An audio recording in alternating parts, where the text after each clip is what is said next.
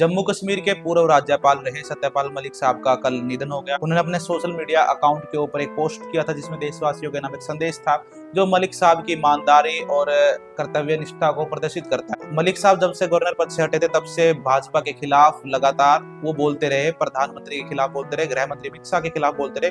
उन्होंने किसान आंदोलन में खुलकर किसानों का समर्थन किया, जो बात भाजपा को पसंद नहीं आई। जम्मू कश्मीर के राज्यपाल रहते हुए उन्होंने कहा था कि उनको 150 करोड़ की रिश्वत की पेशकश हुई है, परंतु जब सरकार उनको जब वो पद से हट चुके थे उसके बाद जिनके खिलाफ मलिक साहब ने शिकायत की थी उनको उनके खिलाफ कार्रवाई ना कर बल्कि उन्हीं के मलिक साहब के ऊपर ही सीबीआई की जांच बैठा दी गई।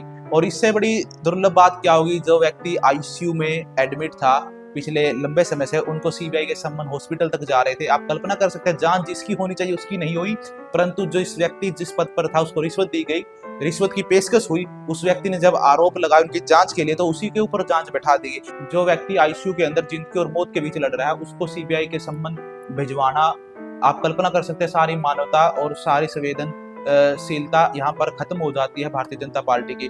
आप कल्पना कर सकते हैं, जब तक उनके साथ थे तब तक मलिक साहब अच्छे थे। जब उन्होंने उनकी खिलाफत करना और किसानों का साथ देना शुरू कर दिया तब मलिक साहब भ्रष्टाचार हो गए। मलिक साहब के ऊपर ना जाने कितने प्रकार के कटाक्ष और उन्हें कितनी जांचों से उनके पैतृक घर पे भी, उनका गांव में जो पैतृक आवास उसके ऊपर छापे पड़े। और मलिक साहब की चिट्ठी, अगर किसी व्यक्ति के दिल में थोड़ी सी इंसानियत होगी, हल्की सी भी, तो उस व्यक्ति के दिल तक ये चिट्ठी की आवाज, उनके आखिरी शब्द वो उसके हृदय को चीर जाएंगे।